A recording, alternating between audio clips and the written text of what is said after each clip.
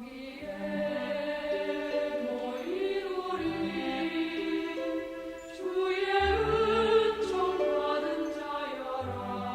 다 같이 기도하시겠습니다.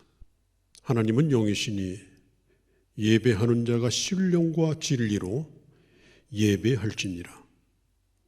하나님, 험한 세상 가운데서도 친히 저희들의 목자가 되셔서 저희들을 한 주간도 인도하시고 오늘도 하나님의 전으로 불러 거룩한 주의 백성들과 함께 주님을 예배할 수 있도록 저희들을 세워주시오니 감사합니다. 오늘도 참 예배자를 찾으시며 하늘의 문을 열어 복을 주기를 기뻐하시는 주님, 아버지, 저희들의 예배를 받아주시옵소서. 또한 저희들 주님을 만나며 하나님의 영광을 덧입는 귀한 시간 되게 하여 주시옵소서. 성부, 성자, 성령 하나님 영광 받아 주실 줄로 믿사옵고 예수님의 이름으로 기도하옵나이다. 아멘. 하나님의 말씀 보겠습니다. 요한계시록 2장 4절과 5절의 말씀입니다. 그러므로 너는 책망할 것이 있나니 너의 처음 사랑을 버렸느니라.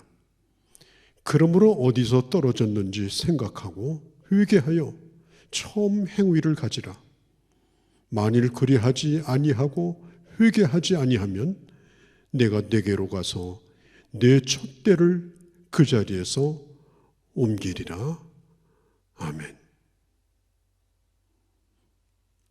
저는 2010년도 봄에 소아시아를 방문한 적이 있었습니다. 그 가운데 매우 인상이 깊었던 도시가 바로 에베소였습니다. 지금 남아있는 유적만 보아도 에베소가 얼마나 큰 도시였는가 하는 것을 충분히 알 수 있을 정도로 그런 큰 도시였습니다.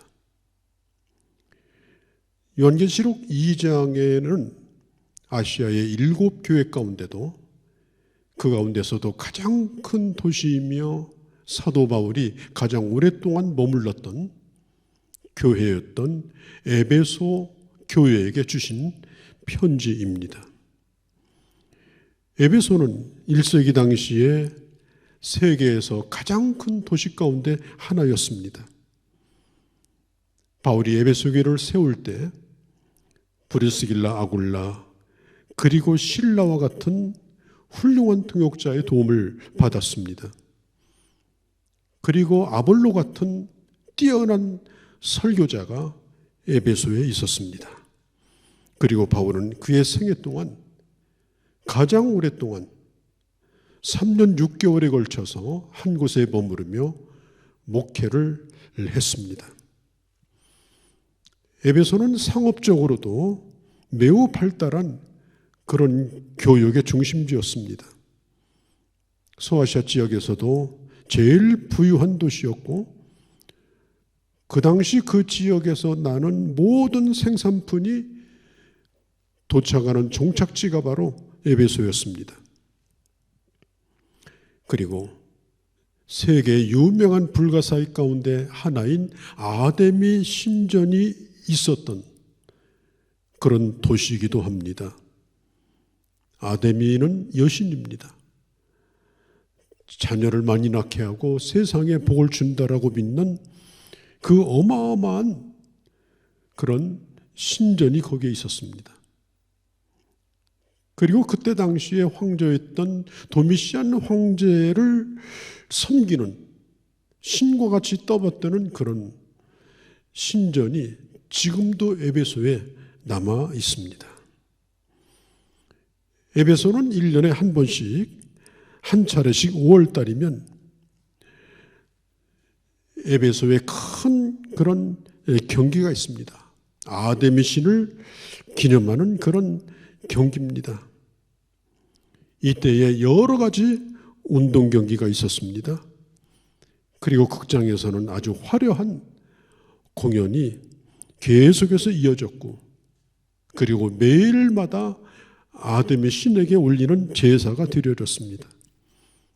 매일마다 거리는 퍼레이드를 벌였습니다. 수많은 사람들이 이 도시에 몰려 술을 먹고 향락을 즐기고 그리고 죄를 범했던 도시이기도 합니다.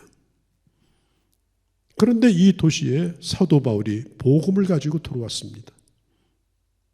이것은 참으로 무모한 일이지만 바울은 복음의 능력을 믿고 그는 담대하게 이곳에 들어왔습니다.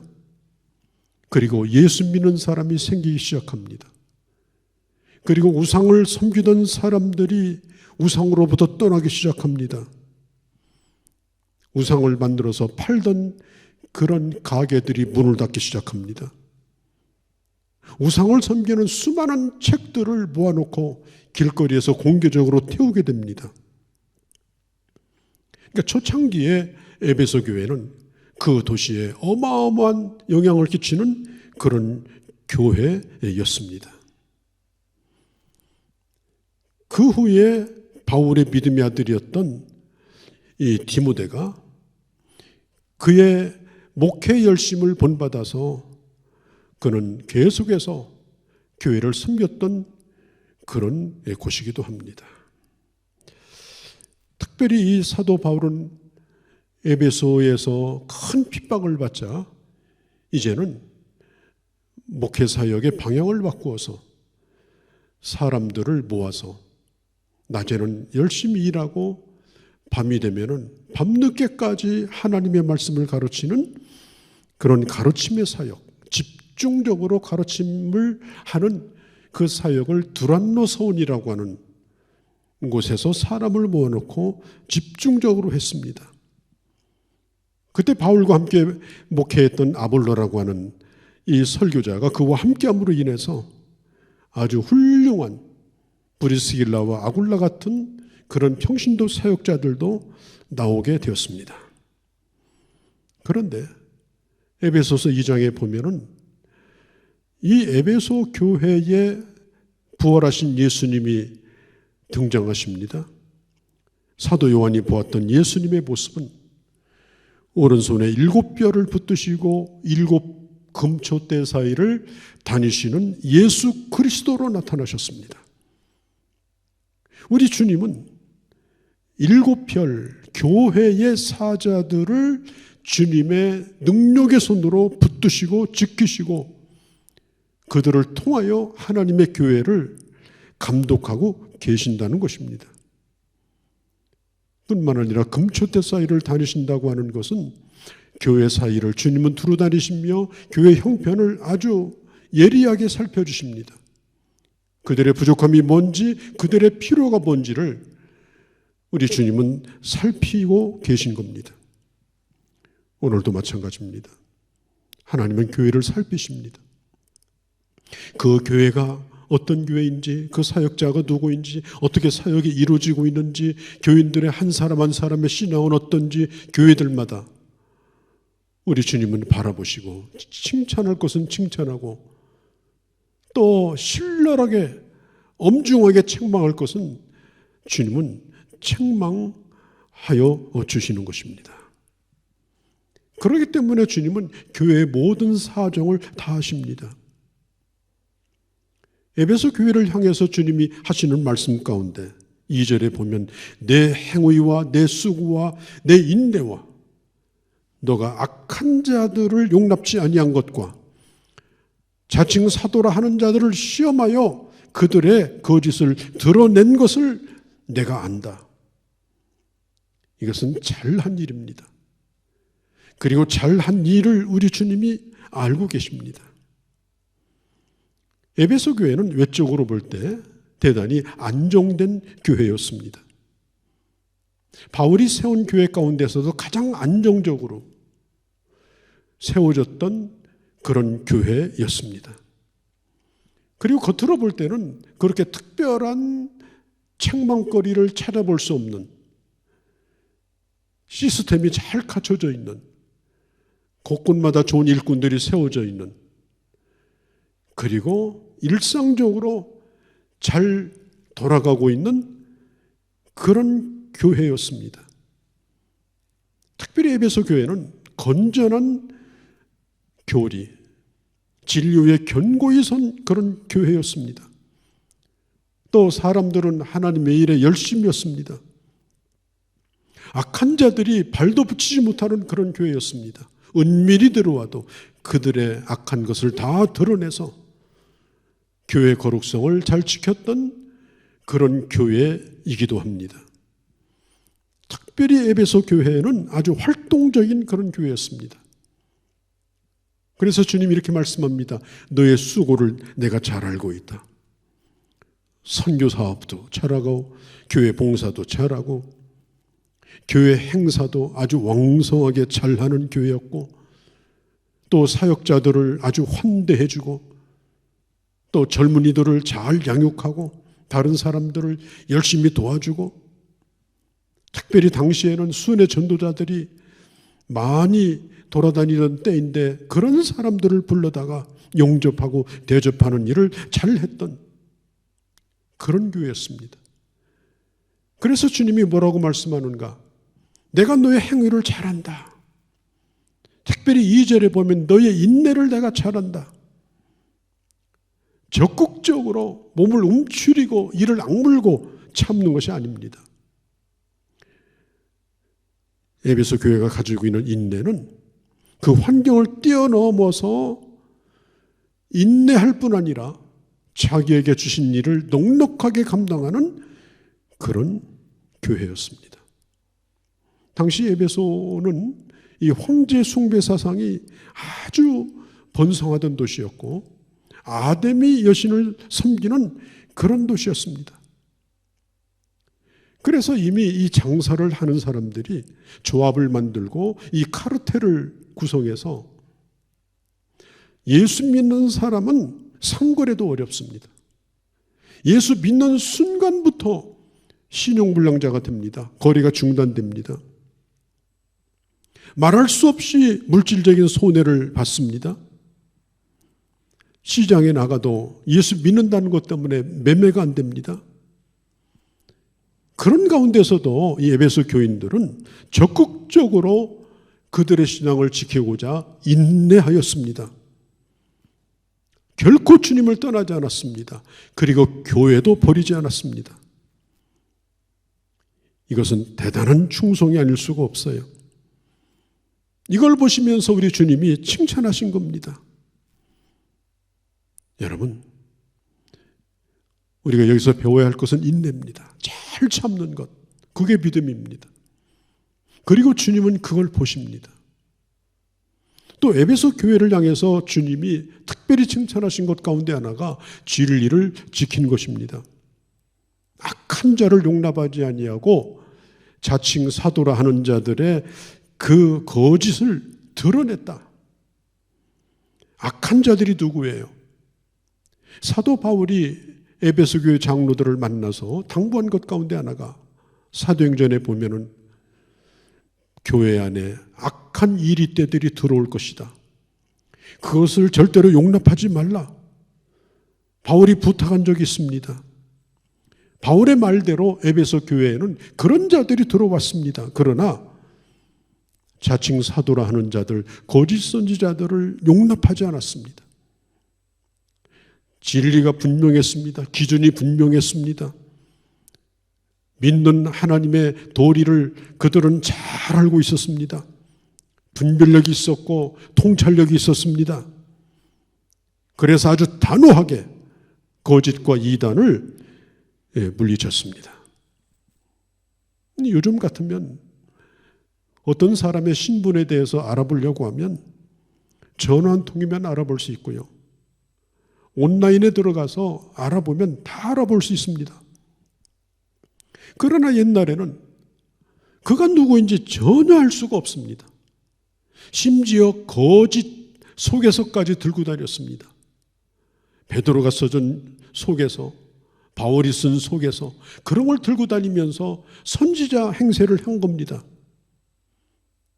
그렇기 때문에 분별할 수 있는 것은 그들이 무슨 말을 하는가, 그들이 뭘 가르치는가를 유심히 들여다볼 수밖에 없는 것이었습니다.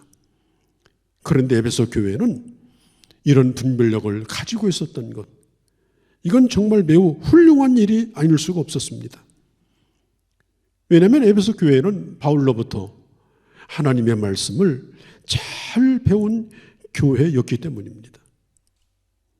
오늘 이 땅에 진짜 같은 가짜가 얼마나 많습니까? 그게 물건이라면 괜찮아요. 그냥 쏘고면 그만이고 돈 손해보면 그만이에요. 그러나 그것이 생명을 좌우하는 것이라는 문제입니다.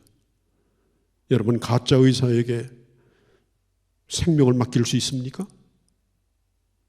가짜 투자자에게 수억 원씩 내 돈을 맡길 수 있습니까? 그러나 그것보다 더 심각한 것은 가짜 선지자입니다. 가짜 교사입니다. 오늘 가짜 가르침, 잘못된 거짓 메시지도 많습니다. 신앙 고백에, 바른 신앙 고백에 어느 일부분을 떼든지 붙이든지 합니다. 동정녀 탄생을 부인하고 예수 그리스도의 십자가의 구원을 부인하고 주님의 부활에 대해서 분명하지 아니하고 그리고 주님의 재림에 대해서 엉터리 해석을 하는 이런 무리들이 기독교 안에 은밀하게 존재하고 있습니다. 특별히 무슨 신비로운 은사를 받았다고 해서 교인들을 미혹합니다. 자기가 모든 걸 다 알고 있는 것처럼, 모든 걸 꿰뚫어 보는 것처럼. 사람들은 그런 사람 앞에서 약하지 않습니까? 그래서 결국은 멀쩡한 사람들을 흔들어 버립니다. 또 심지어는 자기 교회만 올바르고 다른 교회는 다 잘못됐다. 그러면서 어떤 진영 논리라든가 이런 것에 빠져서 독선에 빠지는 것, 이것도 또한 문제입니다. 에베소 교회는 이런 것에 대한 진리를 분명하게 배우고 지킬 것은 지키고 거절할 것을 거절했던 정말 칭찬받을 만한 그러한 교회였습니다. 그러나 여러분, 우리가 형제를 사랑하는 건 옳습니다마는 거짓 교리까지 사랑해서는 안 되죠. 이 영불변이 필요합니다. 특별히 오늘 같은 이 시대는 더욱더 이것이 하나님의 교회를 지켜나가는 데 필요한 것입니다. 그런데 우리 하나님께서 에베소 교회에게 책망하신 한 가지가 있어요. 내가 너에게 한 가지를 책망하리라. 그것이 뭐냐면은 처음 사랑을 잃어버린 겁니다. 에베소 교회는 완벽하고 흠이 없었습니다. 일도 잘하고 있습니다. 일의 성과도 있습니다. 그런데 문제는 뭐냐? 처음 사랑이 점점점 식어져 갑니다. 역사가 흘러가니까 죽은 전통을 붙들고 있습니다. 타오르는 불길이 점점점 식어져 갑니다.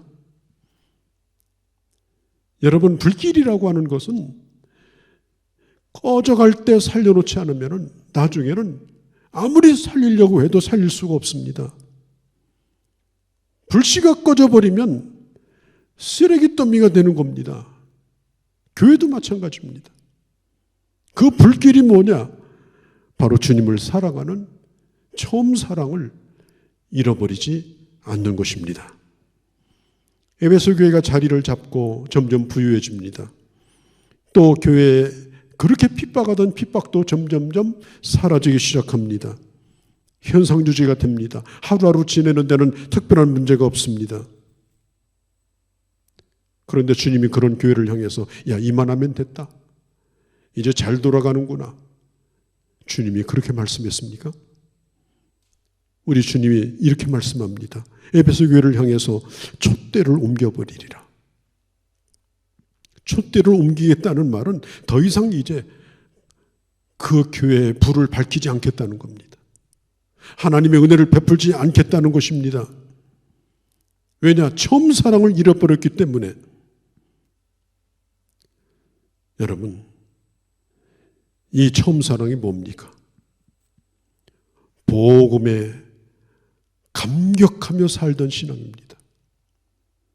예수를 아무리 오래 믿었어도 어제 믿은 듯이 그 십자가 앞에서 감격하며 감사하며 시와 찬미와 노래로 또 하나님 앞에 내 몸을 불살라서라도 그 복음 앞에 응답하고자 하는 그 복음 앞에 응답하는 삶, 그게 식어진 겁니다.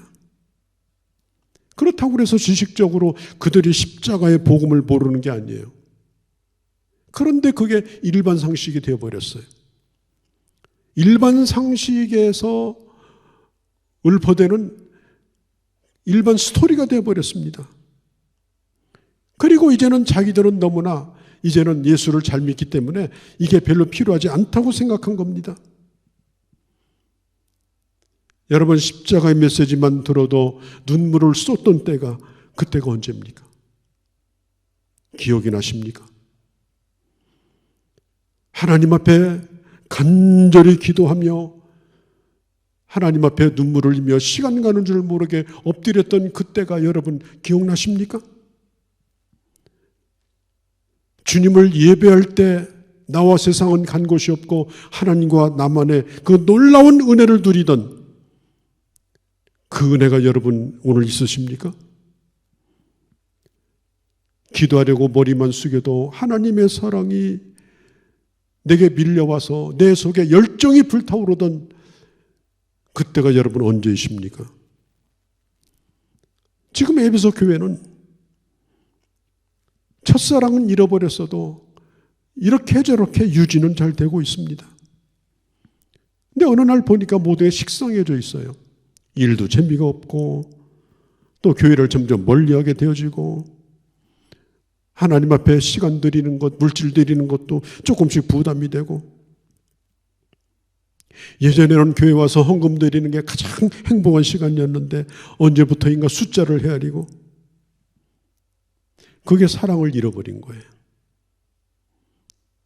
여러분, 야곱이 라헬을 사랑할 때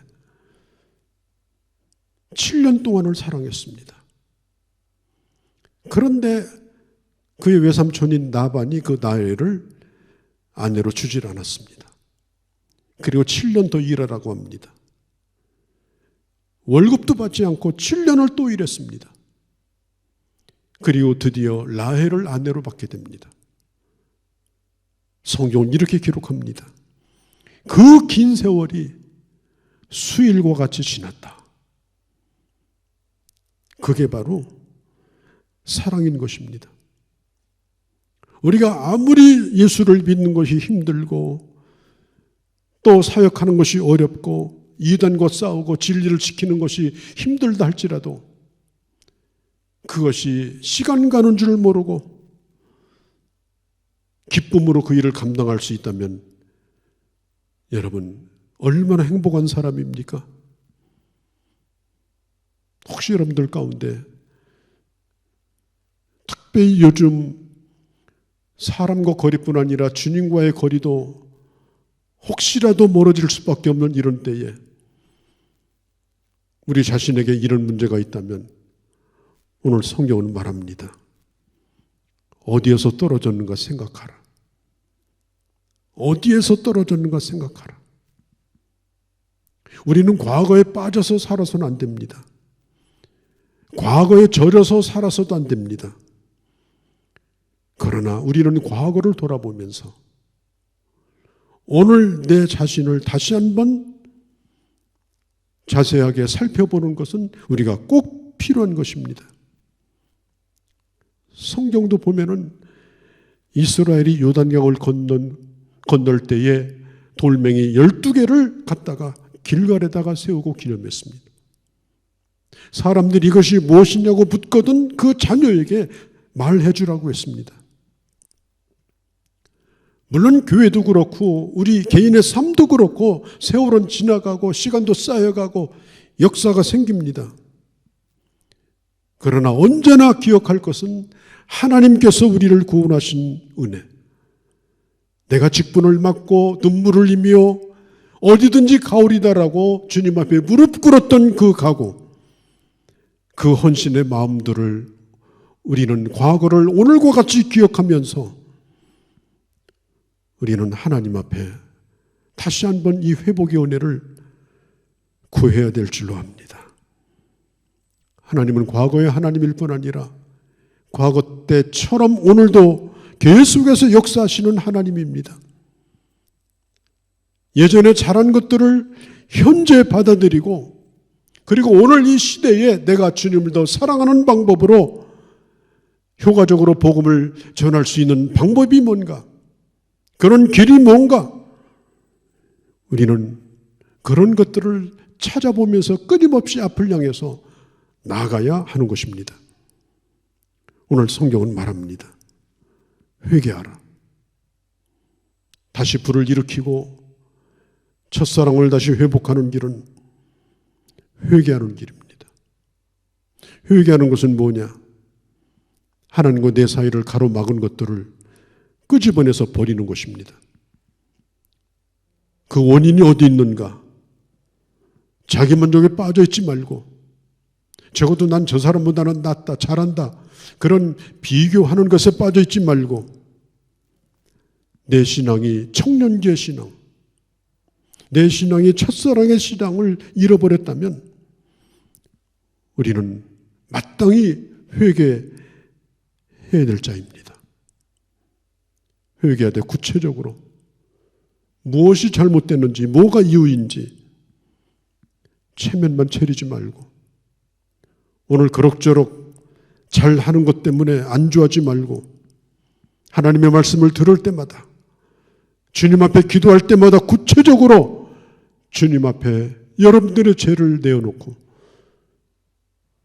그리고 고백하면서 주님 앞에 가까이 나아가는 순간 다시 불이 타오르기 시작하는 것입니다. 여러분, 진정한 부흥은, 영적인 부흥은 바로 모든 것이 자신의 책임이라고 생각하고 하나님 앞에 엎드릴 때 시작이 되는 것입니다. 나는 다른 사람에게 피해를 입은 자다, 그런 생각을 가지는 곳에는 은혜가 임하지 않습니다. 감추지 아니하고, 그리고 하나님 앞에 고백하면서 자신의 책임으로 돌리고 주님 앞에 엎드릴 때에, 그때 비로소 하나님의 은혜가 임하게 되는 겁니다. 잠언 20장 13절에 보면은 자기 죄를 숨기는 자는 형통하지 못하나 죄를 자복하는 자는 불쌍히 여김을 받으리라고 말씀하고 있습니다. 여러분, 나는 혹시 하나님의 교회에 부흥을 일으키는 자가 아니라 물을 끼얹는 자가 되지는 않았는가? 다시 한번 자신을 돌아보시고, 무엇보다도 여러분, 기본으로 돌아가십시다. 잘하는 방법은 기본으로부터 시작해서 잘해야 합니다. 지금 어수선한 것 가지고는 안 됩니다. 회복하기를 원하신다면 새로운 방식, 새로운 프로그램, 새로운 행사, 새로운 전략이 아니고 내 신앙생활의 기본으로 돌아가는 겁니다. 가장 기본적인 예배생활을 회복하십시오. 적어도 하루에 일정 시간은 하나님 앞에 기도하는 시간을 가지십시오. 일정 시간은 하나님의 말씀을 읽는데, 묵상하는 데 시간을 들이십시오. 일주일에 적어도 몇 사람과는 신령한 영적인 교제를 나누십시오. 누구를 만나든지 주님의 복음을 전하는 일을 지속적으로 하십시오. 기본으로 다시 돌아갈 때, 그때 바로 부싯돌에 성냥개비를 긋는 것처럼 비로소 그때 불이 일어나는 거고, 그리고 다시 건강을 되찾을 수 있는 것입니다. 저는 제가 어렸을 때에 초가집에 살았는데 그 마루에 기둥이 있었습니다. 그래서 그 기둥에다가 늘 키를 표시를 해놓고 거기에다가 날짜를 적어 놓았습니다. 매년마다 눈금이 달라졌습니다. 그때 저희 어머니가 저에게 지나가는 얘기로 이런 말씀을 하셨습니다. 얘야, 키 크는 것이 문제가 아니라 건강하면 된단다. 이 나이 먹은 지금에도 저희 어머니는 물으십니다. 건강하냐? 키만이 컸냐가 아닙니다. 얼마나 성장했느냐? 몇 명이 모이느냐? 얼마나 큰 건물을 짓고 시설을 만들었느냐? 아닙니다. 영적인 기본인 영적인 건강 상태로 돌아가는 것. 그러면 다시 불이 붙습니다. 그러면 다시 회복이 됩니다. 그러면 다시 부흥이 됩니다. 그러면 다시 일어납니다.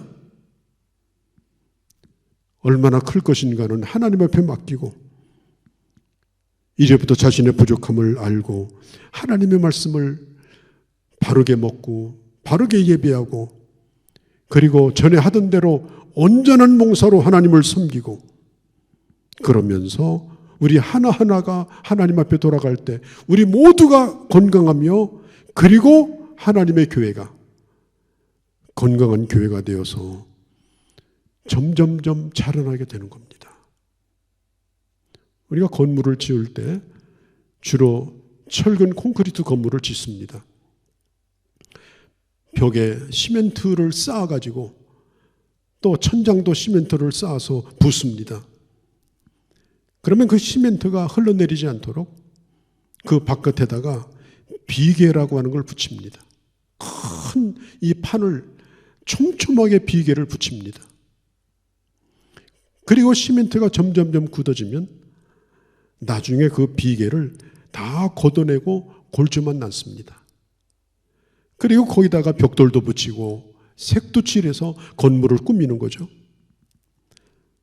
우리 교인들을 보면 어떤 교인은 골조와 같은 교인이 있는가 하면 어떤 교인은 비계 같은 교인이 있습니다. 어떤 일에 한때 잘 쓰여집니다. 그걸 가지고 전부 포장을 합니다. 그런데 나중에 시간이 지나니까 비계처럼 인부들이 와서 다 뜯어내 버립니다.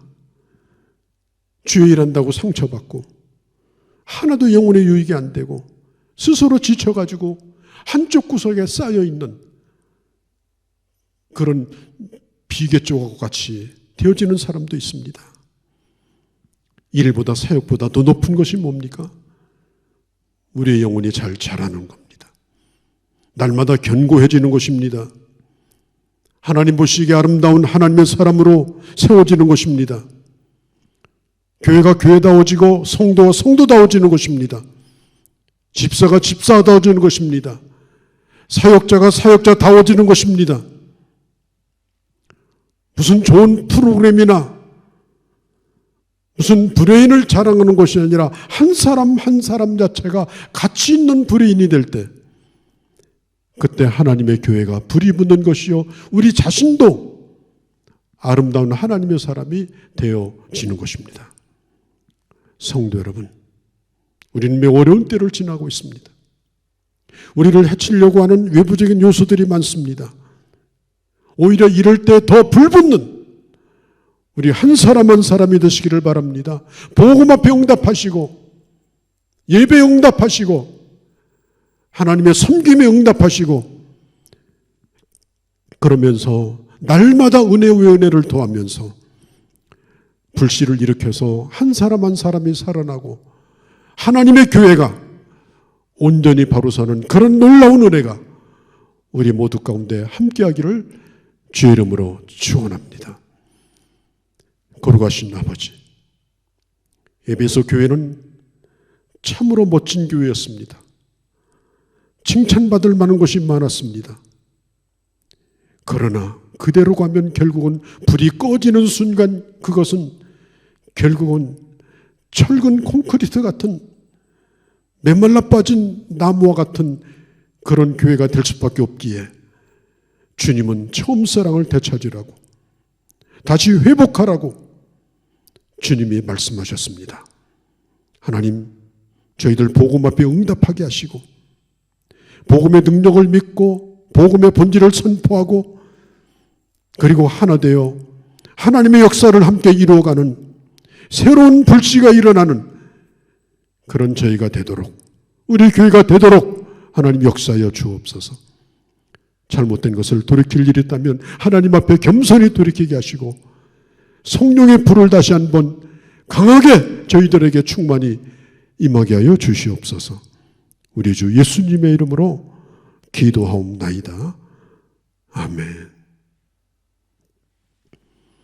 우리의 왕이여 주이신 예수 그리스도의 은혜와 하나님 아버지의 극진하신 사랑하심과 성령 하나님의 감화 감동 역사하심이 오늘 예배에 함께한 모든 주의 자녀들 머리머리 외와 하나님의 세운 교회들과 내 조국 대한민국과 모든 열방 가운데 이제로 영원히 함께 계실지어다. 아멘.